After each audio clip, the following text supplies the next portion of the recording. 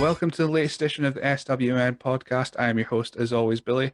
And no, that is not my Mega Evolution next to me on the screen here. I am joined by, well, how do you start to introduce this man? He's wrestled WWE, NXT, the US. He's been everywhere. It's Big Damo. Welcome to the show. Thanks for having me, and thanks for the wonderful intro there. I appreciate it. I know we've kind of sort of surprised we were doing this today, and I thought, how can I introduce you? And I'm like, there's too much. There's too many things. There's too many things we could go through. So, like I said, we're going to try and pick and choose things as we go in this next however long I've got you for, and hopefully people are entertained by, like I was saying before I hit record, trips to Inverness and all that kind of stuff. But no, I think the first question is the most important. How are you doing? Doing great, actually. I'm here in Northern Ireland with my family. Over the COVID and pandemic and things like that, I wasn't able to get back at all. So it was great to get back. Like 2 years, it literally was 2 years to get back. So I'm taking advantage as much as I can. I'm taking here maybe every 4 weeks or so. And like today, we went on a lovely drive around the country here. So it's been a really fun couple of days before I get back to work and have to start slapping boys again. So building up those frequent flyer miles quite easily. A little bit. This next year is looking very, very busy. So which is, it's funny. I wanted to kind of ease into it, and then I just kind of a few weeks ago I was like, oh, I'll just say yes to everything. So, but yeah, the first couple of months I was maybe a bit more selective, whereas now I'm like, sure, yes. Well, I was noticing that as soon as that 90 days came up, as everyone was going, oh, this is who's available, who's able to go places, and I was just seeing your name, Damo, Yeah. everywhere. Well, for me, it was a little awkward right at the start. Like I actually kind of missed my boat a little bit because I was still waiting on my green card being finalized. So I kind of sat for an extra 5 or 6 weeks. And then finally I got it. I was able to get out and do OTT at the end of October, which worked out brilliant for me. Because I got to go home and see like my godchildren, got to see my family, and, my sister, my parents. So it was awesome. So, I was kind of raring to go for about 4 weeks, like literally like, hopefully we get it, hopefully we get it, hopefully we get it. And then finally we get it and I could start saying yes to dates. But like I missed, a lot of people got in touch throughout that 90-day window, which was awesome. It's one of those cool parts of this has been, people do actually want to use you and stuff like that. So, the feather in your cap going, okay, so I'm not terrible at this. And so finally I was able to start saying yes to things, because the problem was I kept saying no, but I've rectified a lot of those. I'm going to be working for a lot of the companies who got in touch with me over that time, which is awesome. Like that was the worry is, you miss your opportunity sometimes. Will that be your last one? But thankfully, it's not working out that way. So got a lot to announce over the next few months, and I'm very excited about the how it's going to play out for me. I mean, when you finished up to go to NXT at the time, there was a lot of fanfare, a lot of like goodbye shows and stuff like that, which just goes to show that folk were still had that much respect for you anyway. That as soon as that came around, of course they were going to contact you, because you're not the kind of guy that's going to burn your bridges as you on your way up, because of course you're going to have to climb your way back down. I don't believe in that anyway. Like, I mean, I think like when I first got into the industry, it was very like, oh, if you work here, you can't work there. So I knew that whenever I got to the point where I was at a higher level, and especially with training people and things like that, I wanted to make sure that was not the case. And I hear these inklings that it might be creeping into wrestling again and stuff like that. And I'm not a believer in it at all. And I learned that almost the hard way, because when I was coming through at SWA, it was kind of like a no-go to go and wrestle for BCW and for the other companies. And then suddenly that just completely changed, and that was a benefit for everybody. So for me, like it's that kind of thing's never been like I've never liked it. I've never appreciated it. I think it's really stupid, to be honest. Yeah. I mean, yeah, like saying that, I think I have seen like rumblings that it is kind of creeping back in, but the ones that are doing it are not the ones you want to work for anyway. So it's well, the hope is that people kind of figure it out quick enough, because realistically, like if you have a real desire to do this as a living, you can't really turn down work. If you just see this as a hobby, then okay, that's a completely different kettle of fish. If it's just meant to be a part-time job, sure, I understand. But if you have serious designs to do this as a full-time job, like the only time you should ever be turning down work is when you just have too much of it. And that's, I can tell you from experience, like 2014, 2015, I never thought I would get to the point where I was literally too busy and turning down work. And that was one of those weird periods with that boom, in the early 2010s, the mid 2010s, really like exploded. Wrestling just got so popular for a little while, to the point where, like, I was that busy. I was taking work on like Mondays, Tuesdays, Thursday. It was a bit. I couldn't believe it. I never expected it. But there would be a period where I would do Wild Culture, for example, on a Wednesday, Thursday, and then you'd be doing Progress or something on a Sunday, Monday. So then you're just so, you'd have maybe one day really of no work, and that was such a crazy and awesome time. And that's what we want to hope that we can get this back to. So with a bit of luck, people won't be burning bridges between each other, and that they can make this industry keep growing, because this there's a gold mine of talent here at the minute. I've only really got a chance to see it like at ICW, for example, but they're really starting to come through again. I see it at OTT as well, like over in Ireland. There's a bunch of young kids that are really, really talented. And like, that's what I'm really excited about for the next 10 years, because they can learn from my mistakes and all of my generation's mistakes, and they can go and do a better job than us. So that's the end goal anyway. So I mean, of course, I've seen you wrestle. Well, I'm in Elgin, so I'm in the northeast of Scotland, ish. So I've seen you wrestle, of course, at WrestleZone against Tatanka, of all people. And of course, in Rock and Wrestle in Inverness again. I've mentioned it now. Inverness against Drew Galloway. Yeah, So two very yeah, big very Drew. random matches, but to come into. But when we go back to like 2005, well, that's how early I've got your career on Cage Match. That's my wonderful research I've done in the last hour. All Um, right. it's would you ever dream that you were going to be a full-time wrestler and again in the ring with these legends like your Tatankas? Uh, well, the funny thing is, like, I wish I'd wrestled Tatanka in 2005 as opposed to 2015 or 2016. The 10 years earlier might have helped a little bit, but he was still a lot of fun to get in there with. But I'm sure it was getting harder and harder for him at his advanced age, I think, at that point. But no, in 2005, honestly, I started wrestling just to see if I could. So in 2004, I moved over to Scotland in 2003, and I was looking for schools and stuff like that. And I eventually plucked up the courage and went in 2004 to it's just outside Glasgow, well, outside Paisley actually, SWA, or it was SCW at that point before it became SWA. With some sort of political manoeuvring, it became SWA. Anybody unfamiliar with that, it was a lot of nonsense, as is always the case with wrestling. And my only goal really at the start was, could I try it? I was under no illusions, because yes, I was an athlete. I played football in college and stuff like that. I played rugby and stuff like that in school, and like I made sure to, like, I love sport. I love the rough and tumble sports as well. I love team sports. The judo and karate and all these things as well. So, like, I'd always wanted to be a wrestler from about 4 years old, but I made the decision to start training at about 15. So I researched for years until eventually I moved over. And I plucked up the courage to go on a random Sunday. I think it was the 1st of April or something like that. It was like really like early in the year. And I remember the first session, like the cardio and stuff like that was easy enough. But the actual wrestling stuff was incredibly difficult, falling over and things like that. Like, which is completely alien to me. I'd done judo, sure, but that was being thrown. But like the actual break fall by itself was incredibly difficult. But then, like, I remember, I think I went back for this. I missed a session for whatever reason. I think it was Easter or something like that. And I went back 2 weeks later, so I could fall, which was bizarre. And I like, there's no good reason for me to be able to, and suddenly I was able to fall. Then I would be going once a week for a long time, until eventually I started going twice a week, 3 times a week, and then that's when the difference really happened. And then I started traveling to different coaches all across the UK and things. And then that's when you start to really figure it out a bit.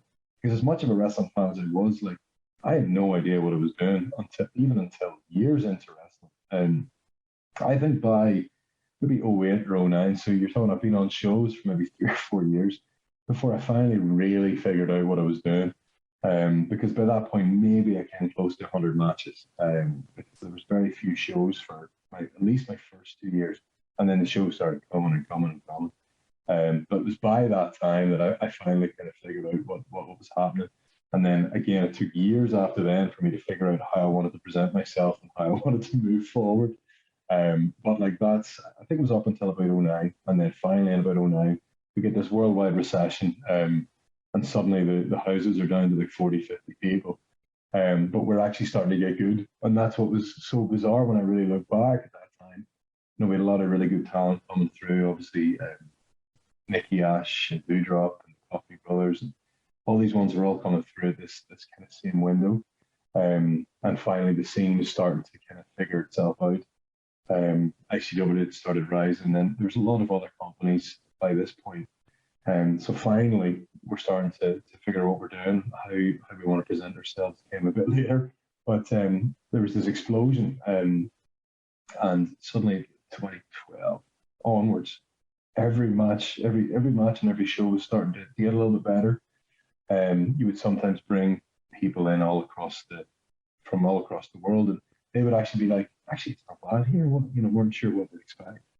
And for example, WrestleZone were bringing in chaps like Tatanka and stuff like that. Whereas we were maybe bringing in like Ultimo Dragon and things like that to Glasgow. So, it was an incredible mix, and you're getting all these different opinions. And it made everybody better. And obviously, especially Britain, there's a whole group of guys who all kind of started around the same time as me. So fast forward 8 years, and suddenly we're all really good, and we're getting the rest of each other.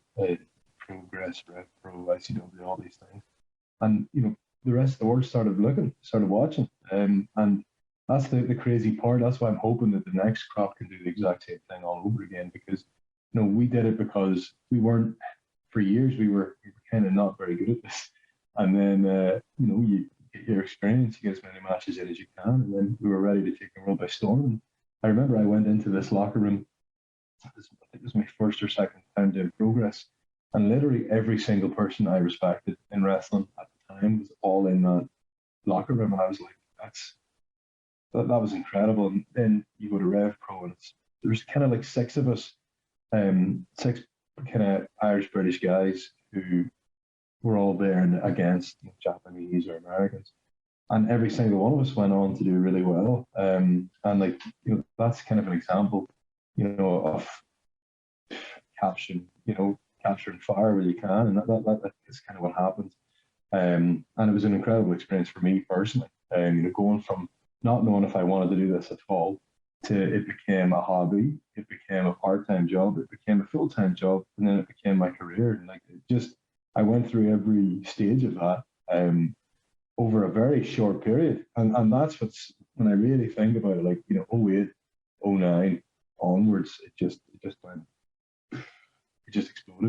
And that kind of mirrored what happens, across England and across Europe and whatever else. I'd suddenly be, I'd be getting these emails from promoters in America, which, used to be, you'd be contacting them and hear nothing back. And then now they're approaching you, and you're like, I guess I could do that. Well, when you mentioned 2012 as the year of boom, that's when I started watching Scottish wrestling. That's when I went to my first show. I think you were on the show. I think it was SW Hell for Lycra. No, it was SWE. Hell for Lycra in Perth. I had Roddy Piper on the show somewhere. Yeah. So that was my first W3L. You were on the poster for W3L that year when they came up to Elgin, but you weren't on the show. On the show, yeah, no. Of course. I was probably on the year before I mentioned, because I definitely did Elgin once or twice. I think we did the international tournament where obviously I represented Ireland, which was great because I was actually Irish, but the Bulgarian baker was of questionable origin, and there was in Belimbaland was a competitor apparently, but as is always the way. But I don't think I did 2012 in Elgin, but I definitely remember before, maybe 2010, 2011. I can't believe that I'm speaking to you, and you're the first one to mention Bulgarian baker out of this. Yeah, that's it. Listen, I think there was a few Bulgarian bakers. I'm not sure now. Under that mask, there might have been a couple of different people who played it, but I'm not sure if they were from Bulgaria. I'm not gonna lie, and I'm also not sure if they were bakers, to be honest. And like, don't quote me on that one. I don't want some heat for that, but I might have spoiled the kayfabe for somebody. It's fine. I've seen the baker in different body shapes over Guises. the years. Yeah, he's one of my. I'm fairly certain he only comes to Elgin now because I've banged on about him so much every time I write about W3L and Elgin because I'm like, this is just it's the best worst thing I've ever seen. I can't get enough of it. It's just so I don't even obscure. think. I think he actually had a Lithuanian flag once, not a Bulgarian flag. But you know, it's in that vicinity, so it's okay. Close enough. I mean, the time is now. Probably the Bulgarian baker might have trouble getting back in, but it's we're With Brexit, I don't know if he oh, get in with the passport. To be well, honest. he apparently couldn't get in. I spoke to Mike. I spoke to Mike at the last show and asked, That and is he funny. went because of Brexit, we couldn't get the Bulgarian baker over, and I was like, oh, well, this is terrible news for me, There's always but next year. There's always next year. can always hope. So yeah, so 2005, you didn't think you'd make this a career, a real job, and everything. But I was noticing like 2012, you end up in the ring with Drew McDonald, of course. So again, was that another moment where you're like, oh, this is a real thing. This is a proper thing I can That do was when a, he's going with Drew. I actually worked him a couple of times that day. At W3L and in ICW, I think. Drew was a character. I think Drew was kind of that bridge from the old generation to the new generation because he loved it.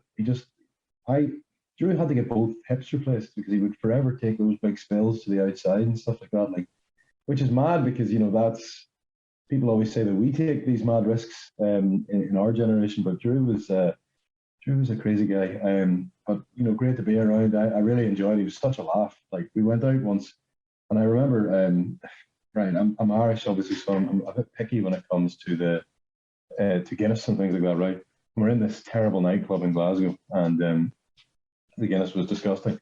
And Drew's like immediately grabs it, and just downs the full thing, and I'm like, well, you hear all these rumors about him drinking aftershave and things like that, so I'm sure a bad pint of Guinness wasn't the issue, but no, he was a lot of fun. It was good to learn from and stuff like that because he kind of knew what because he'd worked for WWE as a talent scout and things like that for a while, so he was good to help us and give us a couple of little things here and there.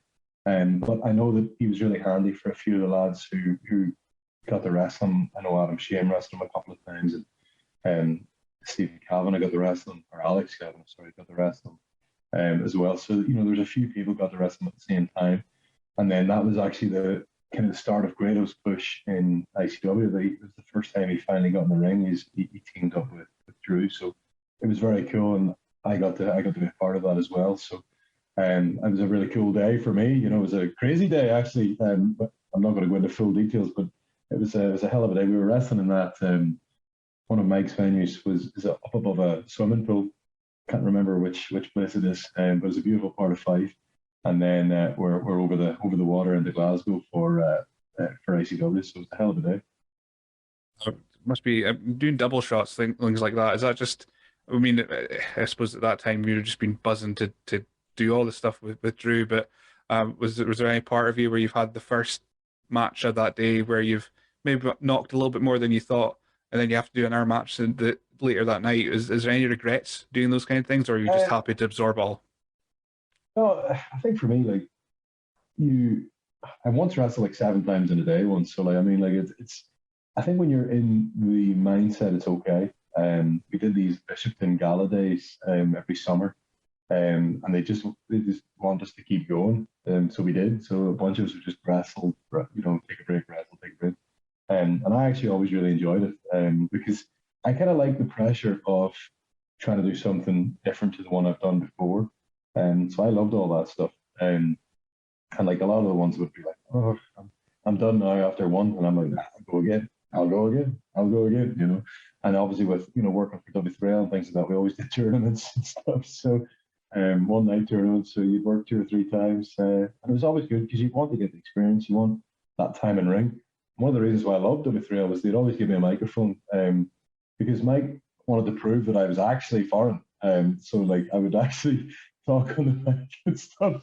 So, but it was good for me because, like, at that time I didn't practice an awful lot with my promos. That came a bit later when, after 2010. But I remember, like, going up for the first few times the mic is here, here's Mike, out you go, need you to give a G for the main event or whatever. Mike always would say, give the main event a G, So, I'd always do it. And I enjoyed it. Like, sometimes I'd be singing or whatever. I'd do whatever I could to try and get a little bit of extra heat. It was good fun for me because it was a good experience. A lot of other places, you would never talk. So you never really have that opportunity. But, with those crowds, it was a great place to do it. And years later, you give me a microphone, I'll be very happy to talk. And that would only have been possible, had somebody given me a microphone and forced me to waste 5 or 10 minutes. I like Mike's plan here of giving you the microphone to prove that you're Irish. So automatically everyone's going to go, well, if he's Irish, clearly that guy with the mask and the bit of bread, he's Bulgarian. Has to be Bulgarian, yeah, exactly. Yeah, has to be. That's only smart business. I suppose as well, if you're doing those like 7 matches in a day, you kind of learn how to do the minimum but get the maximum out of it as well, because you don't want to burn it all. I don't know if I put the minimum. I was a bit of an idiot back then anyway, so I just thought I'd done everything I could, but because I was still learning. But no, if it was now, yeah, absolutely. I don't think I'd do the coast to coast or something in match 1. I think that would be. I think I'll not do that one at all. But that's the joys of experience. I don't know if I'll probably do it for another 5 years, to be honest. But bust it out when I really have to, in case of emergency. But I'm a lot more intelligent now. Like when I wrestled, we did the Download Festival. So I think I had to wrestle a couple of times in Download Festival.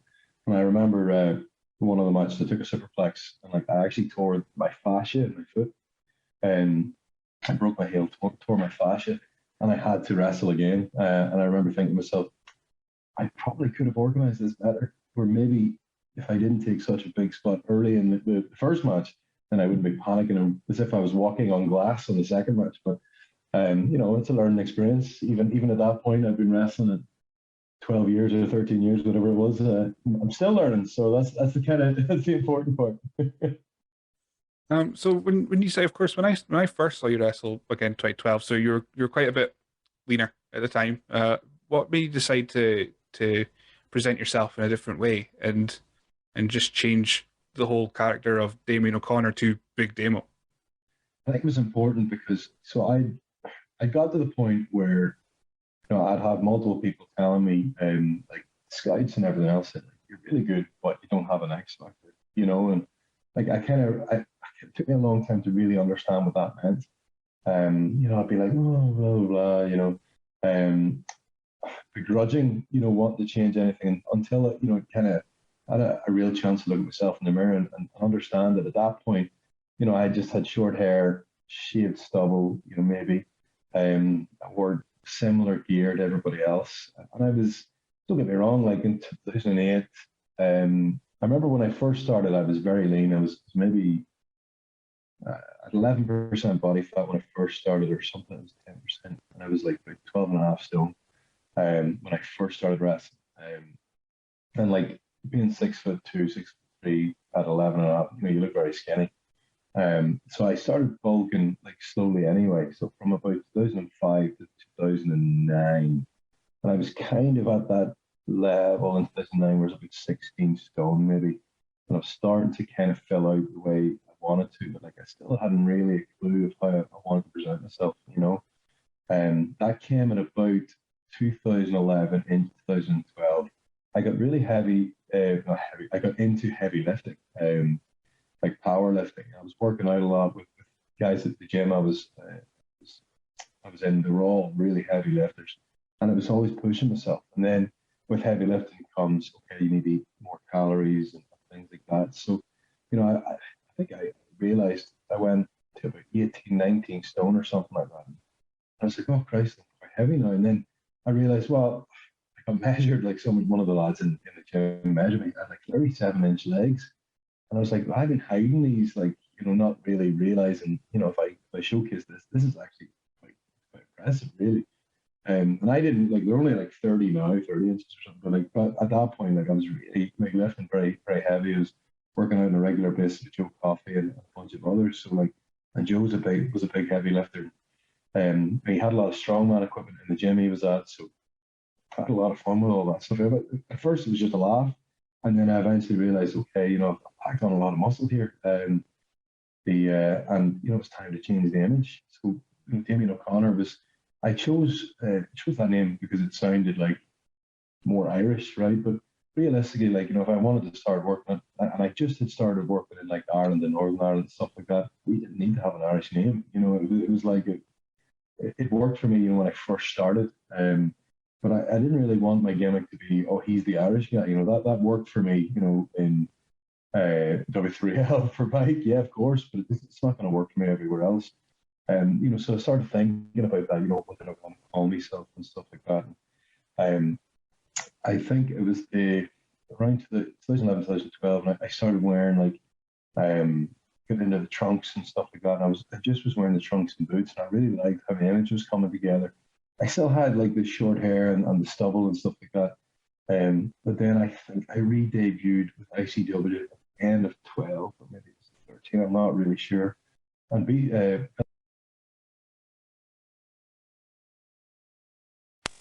getting a phone call. So it was around 2012 or 13, I re-debuted for ICW, which had just really started rising again. And I'd done like bits and pieces for ICW, but this, I'd done it like under different gimmicks. Like the one we talked about earlier with Drew McDonald was as the Ofcom gimmick was like the censor kind of style. But I was coming in as me by myself, and by that point I'm wearing just the trunks and the boots, and like I know that I'm like 20 stone at this point. And Billy Kirkwood called me the Beast of Belfast, and that was it. That was the light bulb. That was the switch. That was everything I'd needed. I just hadn't heard it yet. I hadn't figured it out yet. I had good advice from people, whether it was Finn Balor or whether it was probably Brookside. Like I had plenty of people like giving me advice, but it took me so long to really figure out what they meant. You know what I mean? And that's what I said. Like, I look at myself, how I wanted to present myself, how I wanted to act, everything else, like in ring. But it was Billy calling me the Beast of Belfast. That was it. That was all I needed. And I was like, okay, I'm going to grow the hair. And I'm going to let the beard go a bit longer, because I'd only ever let my beard be quite short. Because it used to itch, so I used to have to shave it off. It used to annoy me. And then that was it. He called me that. I stopped shaving my arms, my back. I just let all that go out, which is like funny because in pro wrestling, you always grow up being told, oh, for hygiene reasons, you need whatever, whatever. And there was me walking out like fully hairy all over. So, but I made sure, like, any fans ever ask, oh God, does he not smell, whatever.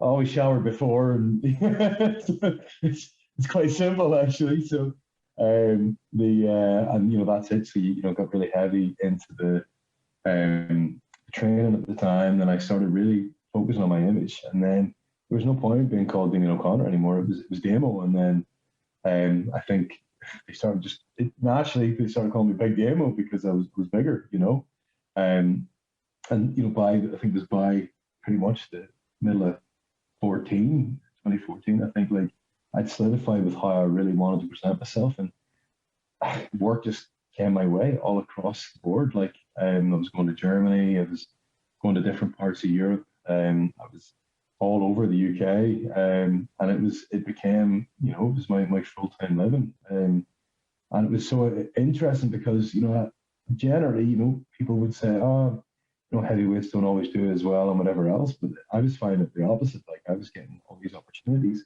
and I made sure to start doing things that would make people go, oh my goodness, because I was quite athletic before I started bulking, so I tried to keep my athleticism relatively in check. I still used a couple of things that I had done before. That's why I would do like the drop kicks and the stuff like that, and then I would do the coast to coast, for example, because it would give people like, oh wow, if this 300-pound guy can do that, wow, that's crazy. And of course, that's what goes viral and stuff like that. So I was pretty smart at the time, but for a long term thing, it probably wasn't a good idea.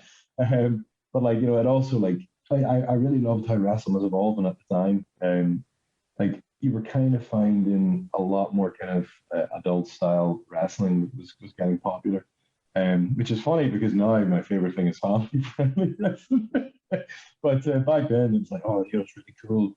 You know, I can be more of a tweener as opposed to being like a good guy or a bad guy, whatever else. And it just meant I could test different stories. You know, I kind of played like Big Damo was the boogeyman in ICW. If you mentioned my name, I'd come out and batter you. You know, so it was a fun character to kind of play. I got to rub shoulders with, you know, the Casa still game and stuff like that. Like Bobby the barman valeted me to a match and stuff. So I had a lot of fun with it. But that was it. You know, I'd listened. You know, Robbie Brooks had said, you know, about fighting the X Factor, um, and that was something that I eventually found, and you know, it exploded from there. And this is one of the things I try to say to a lot of people, like especially now, you have to overcommit because the moment I started overcommitting, like my life changed. You know, I was a guy who was doing decent. I was pretty busy, and then I went from decent to, you know, sought after. And like, you know, I hate saying it sounds arrogant, but that's what it was. You know, there was a period where, you know, promoters are getting mad at me because they can't use me. I'm not busy. And like, you know, I'm like, I'm sorry, you know, I don't really know what to tell you. I got these dates first. But like that's, you know, that was the position I was in. And you know, it also coincided with the time when there was a bit of a boom period for the UK scene, the European scene. And you know, it worked out great for me. I remember I'd be on tour all across Europe. I'd be, you know, talking to promoters in Japan, Australia, things like that. You know, working out. Okay, how do I get out there? You know, how do we set that up? And then boom, you know, you're in America, you're doing whatever. And then like, you know, all the big companies in the world are talking to you, and you're just like, wow, I was not expecting this. I actually, the funny part for me was, I actually thought I was maybe a couple of years away from really solidifying my name. But then I had this run in 2015 of humongous matches. Just like I wrestled, was wrestling Drew Galloway a lot. I was wrestled a bunch of the New Japan lads for Rev Pro. And you know, it was just, oh, like I was just continually wrestling people better than me, and it helped me really solidify who I was trying to be, and how I wanted to present myself. And just more and more opportunities came off the back of it. So, you know, this is the thing I say, if anybody watching this who's very new in the business, young in the business, overcommit. Like, the more you overcommit, the more chance you have. You'd rather be reined in than have to be pushed. And I know for a fact that my early years in wrestling, they had to push me. You know, they had to try to encourage me to maybe, you know, break through, like, you know, shyness or whatever else. Like, and you know, once you do get past those kind of points, you know, opportunities will happen. I just had one of my trainees just get signed to NXT recently, and I'm delighted for her, because she wasn't sure if she needed to go in there and be like really straight laced. I'm like, no, why have you considered getting in there? Like, you've got a crazy personality, you know, showcase that, and you know, don't be afraid of it. Because one of the main problems we have is like, you know, you think it has to be a certain way. It doesn't have to be a certain anything, as long as it's good.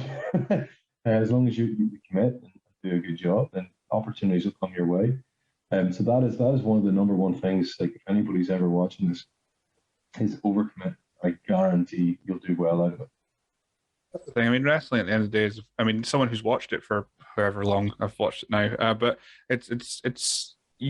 we can tell. Us in the crowd, we can tell if you're committed to a character or not. And I've said that in things I've seen in the past. And like I say, I'm on one side of the barrier, and it's obviously other factors and what have you. But I can tell when I see a wrestler come out if they believe in their character. And I suppose Big Damo as the character was there was nothing like, there was nobody else at the time like Big Damo. I mean, even now, don't think there's that many people. I suppose the only other people I can think of off the top of my head that's got the speed and agility and the size is probably Andy Wild. It's probably the only other person I can think of off the top of my head.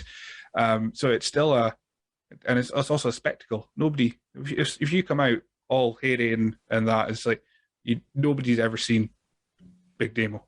So yeah, I absolutely get that commitment thing from this side of the barrier. It's very important, because if you, like I said, if we don't believe it, then you're gonna have a very tough time in the ring. Absolutely, absolutely. And I think it's something that, like, everybody has a definition of what they think is cool, and it's the same when you're choosing your ring jacket, when you're choosing your ring music. You think it's cool doesn't mean that hundreds of people in the audience are going to think it's cool. And that, but that's the things that took me a while to figure out. Like, obviously the music and stuff like that. Like for me, the lads at ICW chose. Yeah, I think it was Neil McDougall made my Beast music was really good. Like it was just really heavy and whatever else, because that's all it really needed to be. But you'll get people who'll go, I really like this song. I want to use it, and it's like, that's fine. You don't want to be attached to that song. Like that might work for Grado, for example, but in your head, it's like, yeah, that particular song might suit you, but it doesn't suit everybody. Might not dig it, might not think it's good music for what your character you're trying to portray.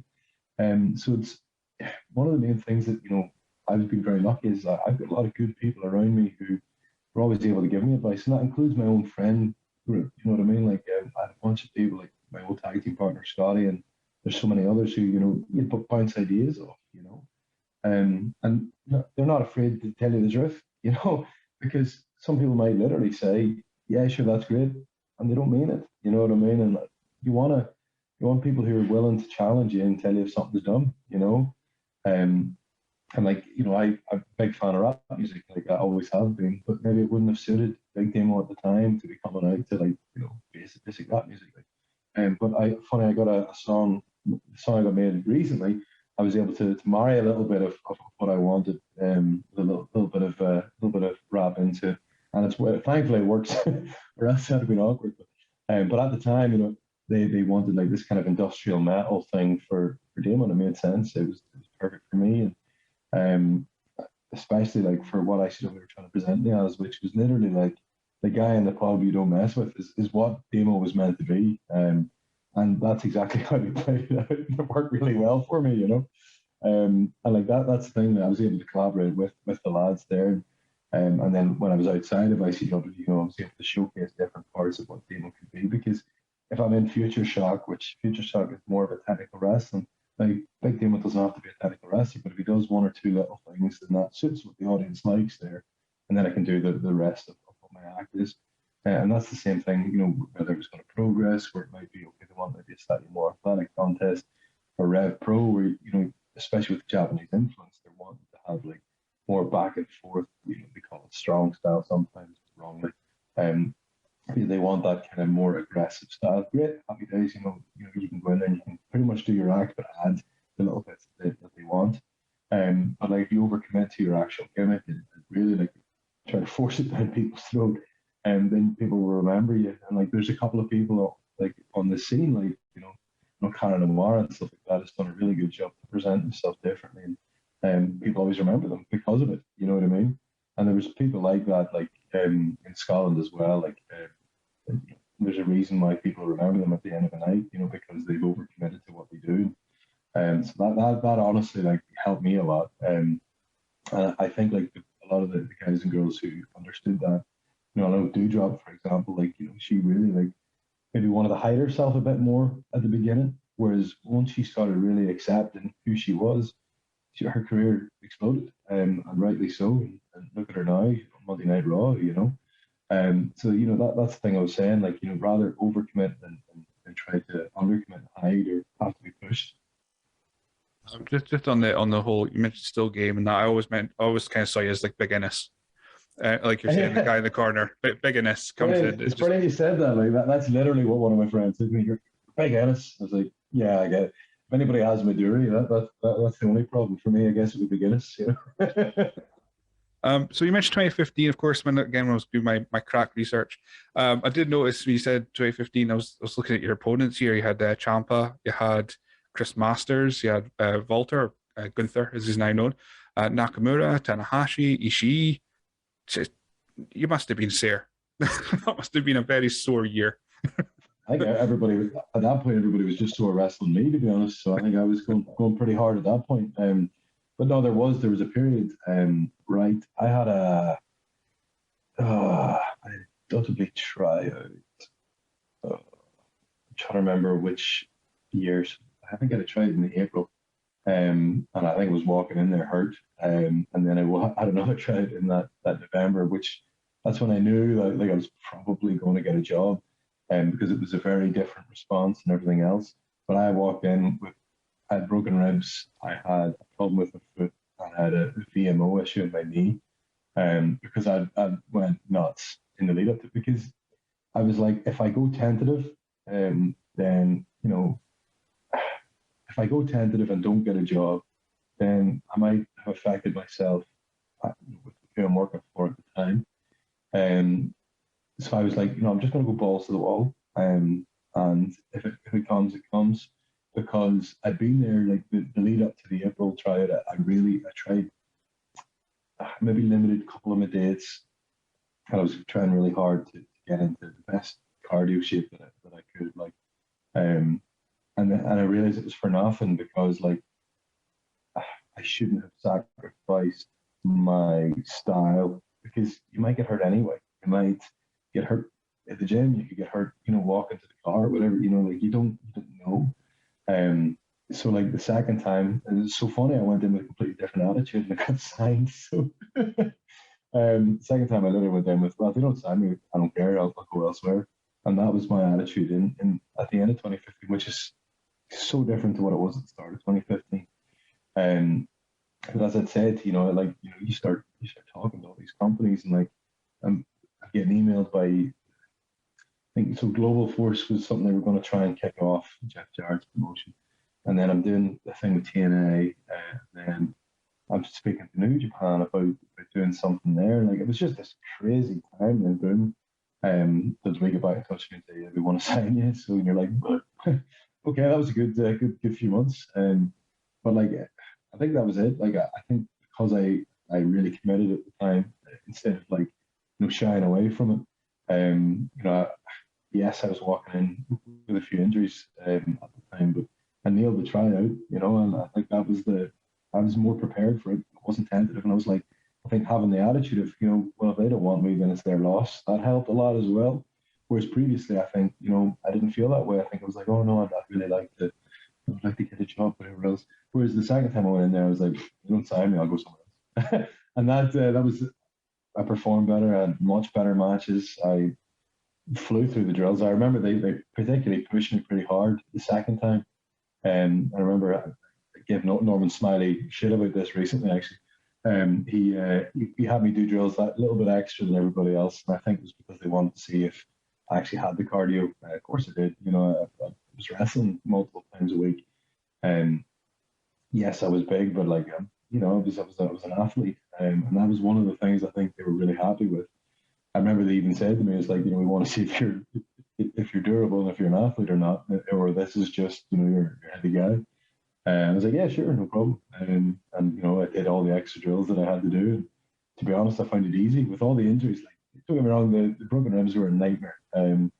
The they put a bit of a struggle on my sleep. You know, I couldn't really sleep that well.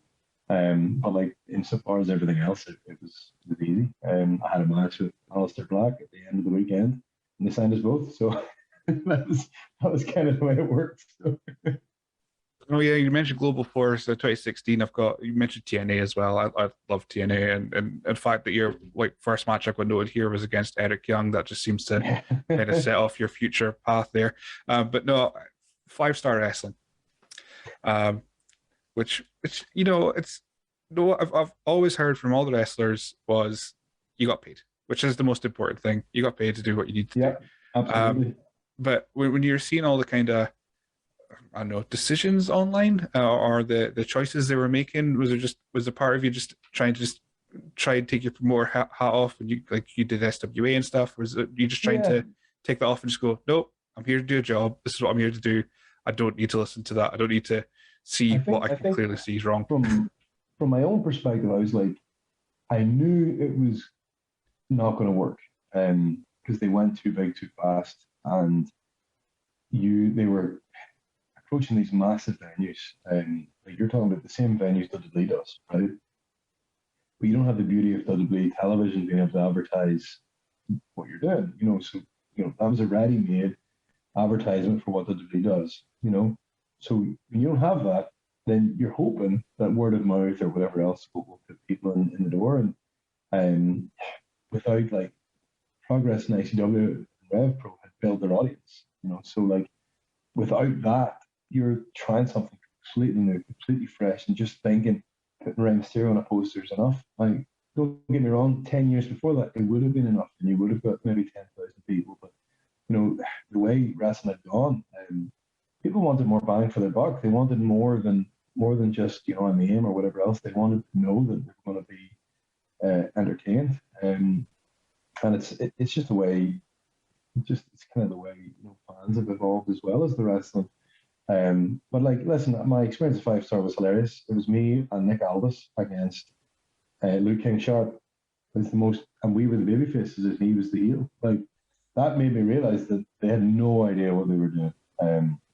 And if they had somebody like with all the knowledge of people that they hired to wrestle, if they had any of them in charge, they might have had a hope of keeping going. But it was a fella who did a wrestling game who was now booking shows, and he just had no idea what he was doing. And I remember trying to speak to him at one point, and I was just at the end, I was like, what? He's not listening. And you know what? It's just money to me. So I was disappointed because I thought that they maybe could have done something with it. Because you're bringing AJ Styles and Rey Mysterio to these places, and they're putting 100 people into a 10,000 capacity arena, and I'm just like, what a waste of money, to be honest. But it was great for us to be on the same show as them, and some of the boys got to wrestle them. For me, I can't remember who all I wrestled when I did the 5 Star stuff. I just remember that first one being myself and Nick Aldis against Luke King Sharp. I just remember thinking, like, as good again he as Luke King is, there's nobody can sell that match to anybody. But again, it was a good opportunity for me to meet people I'd never met before, and watch some of the other matches, which were fun. But yeah, it was a nonsense. I think it was like a great concept, executed badly. I think that's the best way we can put it. I know that they maybe went above themselves later and tried too many shows and things like that. But they gave it a bash. It was just rare at that time. Anybody who was putting on wrestling shows at that time was generally doing well. And then you've got these guys coming in and really trying hard, like bringing in these massive games and doing badly. And that, if nobody could figure out why, then that's pretty much why it didn't work out. But fair play for us. It was a bunch of fun stories, to be honest. That's the way I look at it. So Yeah, I mean, good networking. That's kind of the good network opportunity. I got to meet AJ. I met him a couple of times at Rev when we did that, and then the two of us are sitting at Orlando at WrestleMania, and he just turns to me and he goes, "Hey, do you remember that 5 Star wrestling?" So yeah, it was one of those very cool experiences. That I got well paid, and fair play to the boys. They did that. We got that part done. I don't know how the video game did, if it worked out well for them. I hope it did, I hope it all made sense for them.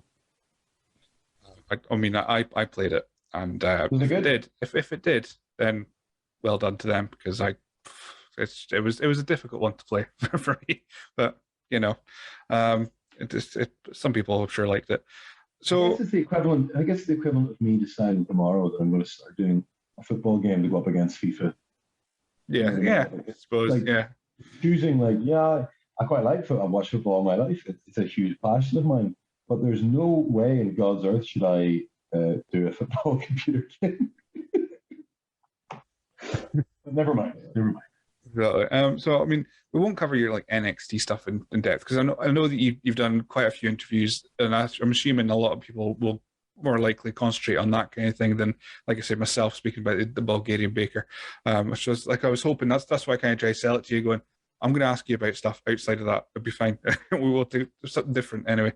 But I do want to just note that you made your WrestleMania debut in 2017, Andre Giant Memorial Battle Royal, seemingly out of nowhere, because suddenly it was just all the guys who were just on the card, and suddenly there was Killian Dane there as well. Was that just were you put forward? Was it just, were you just told and that was it? Or I found out the Friday, and you're going to be on the Battle Royale, and I was like, oh, really? And so this is the funny part. So I'll cover this really quickly. Like, so I got the NXT, and we started around the November, the December, whatever it was. We started, and I was on TV because there was an injury to Sawyer Fulton, so I ended up in Sanity. Um, with Eric Young, who had wrestled DNA, with my wife, who was there, and also with Alexander Wolf, who actually gave me great advice leading into one of my tryouts. He got signed about a year before I did. Lovely fella. I met him a couple of times in Germany, and I just got speaking to him, and he was giving great advice. This is the stuff that like anybody ever asked me to try and stuff like that. Alexander Wolf's advice came in really handy for me, and helped me down the line. So I always pass it on, so I met all these people, and they're all lovely, obviously great people. Do the thing Sanity, and it's going fine. Like it starts taking off pretty much in that weekend is when we had our first 4-on-4 match, and like we started getting popular, like pretty much from there. But like I remember when I first got there, Americans have a very egocentric worldview. So they think Europeans are shit at wrestling. And until they randomly decide, actually, they're actually pretty good, right? And when I first got there, they were still like, these Europeans are all terrible. Right? That includes me and Alistair Black and all these other ones. It was just a really weird attitude. And then suddenly, like, there's this decision, it's like a light bulb for them. They're like, oh no, we actually like them now. And that kind of happened to me, like, the month leading up to that, like, everybody's attitude was slightly different to me. I guess I won them over because I stayed in beginners class an extra couple of months, and I did the drills, and I did whatever, and I helped out where I could, and didn't really complain. It's not really within our nature to complain. We just do. So like I guess by that point they were like, oh no, he's got a good attitude or whatever else, because then suddenly they were a lot friendlier across the board. They started respecting that I knew what I was doing, and things like that.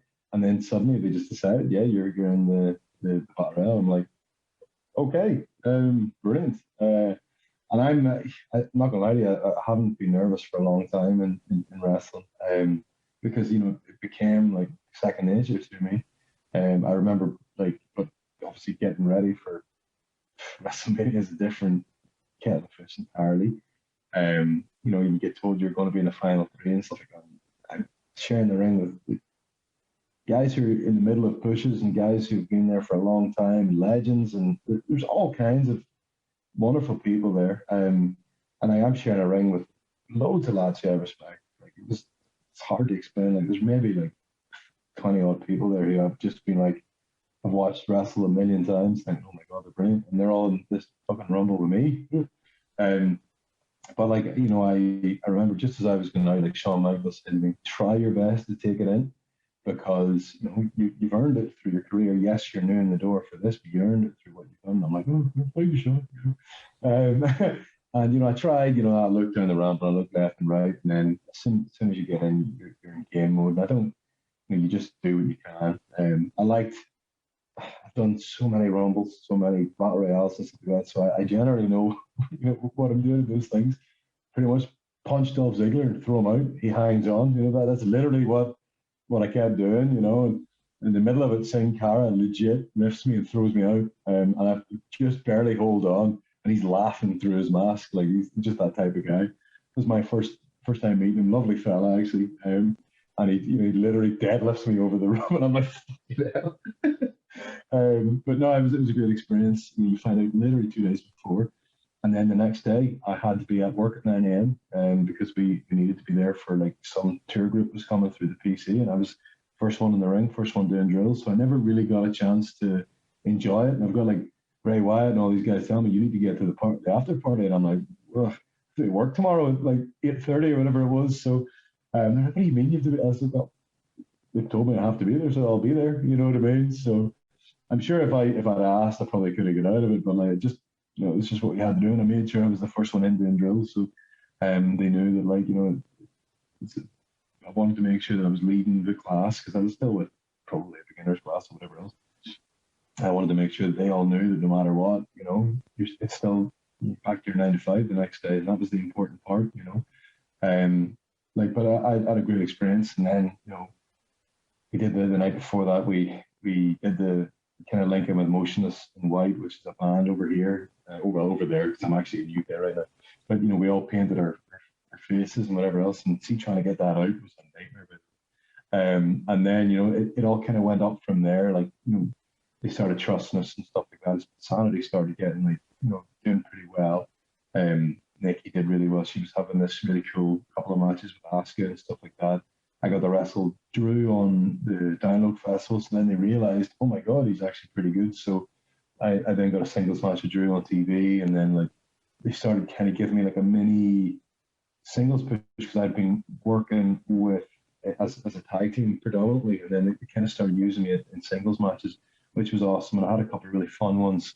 The end of 2017, I had this fatal four-way with Lars and with Johnny Gargano and Aleister Black, and it was one of my favorite matches. It was just nonsense, but it was a lot of fun. And then coming into the start of 2018, we started hearing that we might be getting promoted and stuff like that. But I get the ladder match, and I get a couple other cool matches. I forgot the War Games. Their War Games went really well, obviously, in that November 17. And I kind of broke out a bit in that. Like, I know a lot of people afterwards were like, oh, you did really well, whatever else. Honestly, like we spent it was the easiest thing to plan. Was War Games, because everybody in that match was so easy to deal with. There was a lot of really talented lads, Undisputed Era, Roderick Strong, AOP. They were obviously very green, but they were good lads, and they listened to a lot of the stuff we came up with them. And then you've got Eric Young there and Axel, who both these incredible brains for wrestling. So it was a great bunch of lads, and it was no surprise to me that the match went really well. But it really helped me because all the spots they put in for me came off at good times, and people enjoyed what we did, thankfully. If they hadn't liked it, that would be devastating, because we were all knackered afterwards. But so that little run, 2017 went really well, and 2018 started really well. It's meant to do a feud with Lars, but I think he got injured, so that got kind of put back. I did something with Aleister Black instead, and then we went into the North American title six-way, which was a lot of fun, that ladder match. And we made a few really important decisions, together as a group. We were like, okay, if there's any dead time, you're going to run up that ladder. You're not going to climb as if you've been hurt. You're just going to run up it. It's up to the next person to stop you. And if you don't stop it, you win the belt. That's the decision we made. And I'm so glad we did, because this is one of the main problems I have with ladder matches was, for all the good ones, there was why were people doing certain things? And what we tried to do was challenge ourselves, to take away the why. And we were so happy with the praise we got after, because we all put a massive effort into that match, or it's the cursed match. That's what people call it now. But on that day, everybody tried their very best to look as good as they could, and everybody worked together to do a great job. And then after then, we knew we were being talked about for promotion and stuff like that. So that was pretty much going to be the end of the NXT run. But the NXT was a lot of fun. It started really slowly, and then it ended on a major high for me. I felt it ended just a touch too early, because I think it would have been really good if it had for example, Alexander Wolf never had a singles match on NXT television for a guy who's so good in ring. That never happened. Always blew my mind. And then I always felt that Eric, when we first started, I think Eric would have been a really good foil. When we were heels, I think he would have been a good world champion, especially going up against Nakamura and stuff like that. I wish they'd maybe pulled the trigger on that. But the rest of it was incredible. We had such a good experience. There was one night, EY, I couldn't be there, or there was Axel that was sick or something. I had to wrestle 4 times on NXT television, and that was mental. And there's 2 segments, 4 matches, whatever it was. And I had to film this promo up on the roof after, and I slept and nearly fell off the roof. So I just remember I'm lying on the floor of the roof, just my 4 matches, because everything's so hectic, and your anxiety is high because you're trying to get everything done. I was just a mess of a person by the end of it. And I remember I was still suffering from the torn fascia at that point, which is the muscle in the bottom of your foot. But I remember Road Dogg said, how you feeling by the way? I was like, yeah, I'm fine. I'll pull through. He says, good, because you've got a hell of a night. He was right. He was very right. But yeah, so that was a very quick overview of what happened in NXT. I had a lot of fun. Some of the promos with the guys, because everything we did, like they scripted us at the beginning and they just stopped scripting us, which was cool.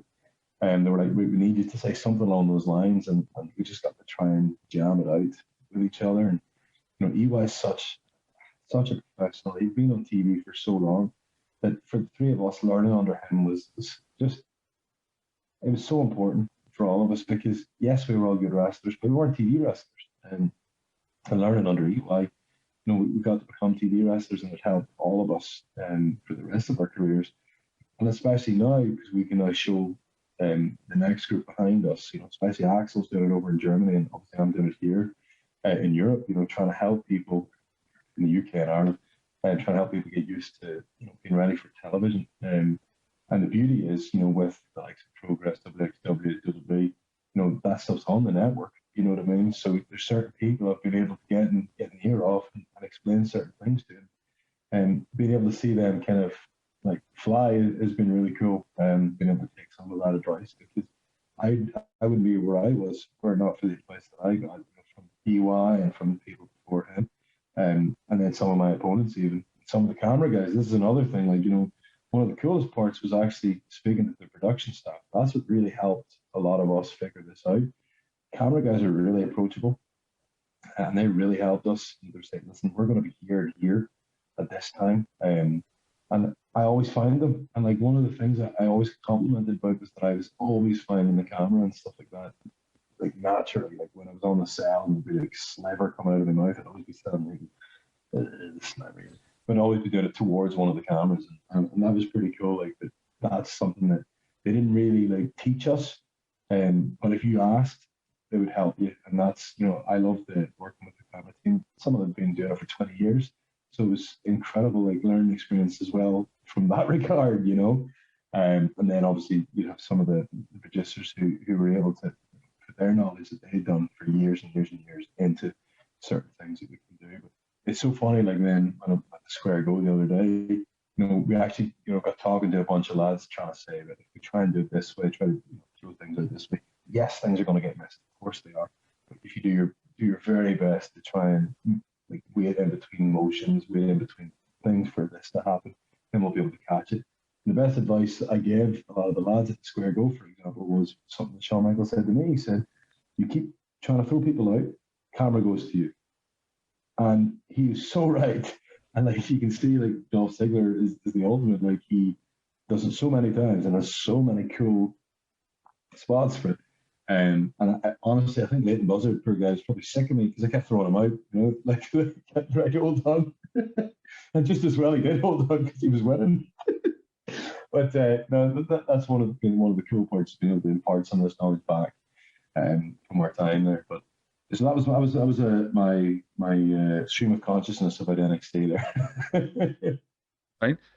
Right. So we'll kind of wrap up with your intentions and like how you go forward in a second, because if people are listening to this, listen to the 100 and odd episodes I've done previous, we asked two questions to everyone, and even though that you've wrestled at WrestleMania and you've got a 5-star Meltzer match and you've won the ICW World Title in Belfast, which we're not going to speak about because again these are things that you would have discussed on our podcast. We asked two questions to everyone, and they're stupid questions. The first one is, what's your favorite dinosaur? Favorite dinosaur? That's a good question. Big fan of Jurassic Park. I read all the novels by Michael Crichton. Fantastic novels. I think I can't remember the name of the ones that kill the boy Newman from Seinfeld, and they're really funny. I remember the name of that, but I remember if anybody ever watched Seinfeld, the character Newman who absolutely hates Costanza and the boys and Jerry, and he's this terrible dick. And it's one of my favorites in the movie itself. So, but failing that, I'll say Stegosaurus, because they always look cool when I was a kid. Another one we ask is, what would win in a fight, 2 sheep or 1 cow? Right. So if the cow is birthing, then they will kick the shit out of the sheep. But I have been chased by sheep and by cows, actually. living. We moved up to the countryside when I was about 15, 14. And as a city kid coming here, I'd be like, oh, I'm going to fucking do this, try carry tip and whatever else, you know. And, getting chased by a cow is actually frightening. But yeah, a cow would probably win because sheep are useless. One would fall over, so the other one would fall over for a laugh, you know. But I did find this out recently. There's actually warnings here in Northern Ireland for farmers who are birthing cows.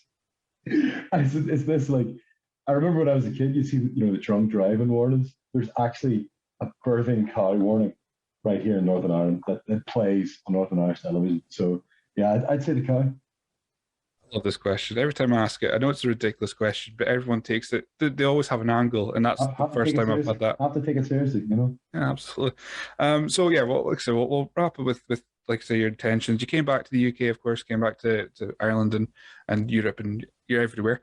But for the purposes of this podcast, of course, ICW Discovery Wrestling would be the two places that you've re-emerged. And you're obviously going for the Y Division Championship. That seems to be your intention in Discovery. But overall, what's your kind of hopes now you're back in the UK and back on the independent scene? What are you looking to achieve, or are you just going to give back? Well, a bit of both actually. So for me, I definitely want to give back because the advice I got me where I got to. Yes, it took me a while to listen to certain things and work it out, but if it wasn't for certain people who gave me what I needed at the right time, especially speaking, like, I talked about Billy Kirkwood earlier. Like, I keep telling Billy how important he was to my career, and he'd always try and, oh, no, it wasn't me, it wasn't me. Like, no, it was. And like, that's the thing, something as simple as a commentator trying to, think of something cool for a new character. And it actually works so well for me. And, you don't know where you're going to get your inspiration. Like, but, the Beast of Belfast was a something that actually happened in Belfast. It was like I think a drug dealer or something stupid like that, probably, you know what I mean? But it was a very cool moniker to use for me, and like they used it on WWE television. They used it at WrestleMania. It was very cool, and helped that I looked the way I looked. But with regards to my thoughts on going forward, I have individual goals. Absolutely, there's certain places I want to go to. There's certain a multitude of wrestlers that still want to wrestle. In the home front right here, I see over OTT, Discovery, stuff like that, Rev Pro.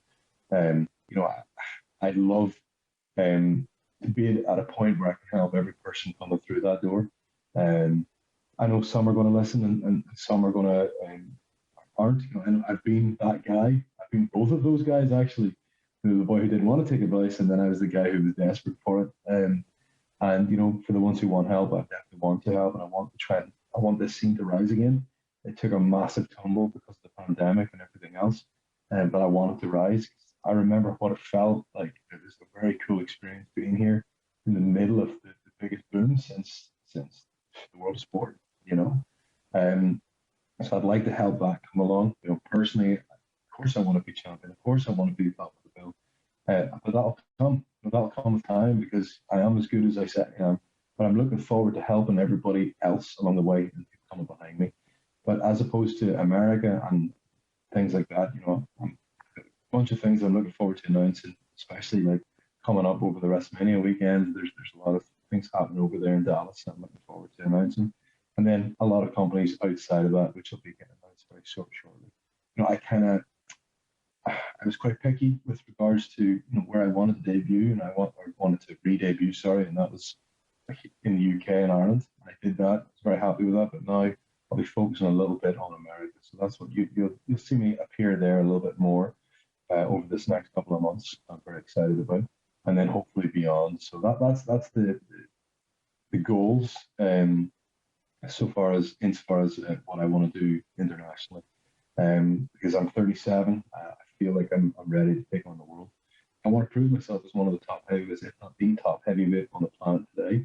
And I have to do that week in, week out, in ring, every week. And that's what I'm looking forward to doing. It was something that I really aspired towards when I first really figured out who I wanted to be.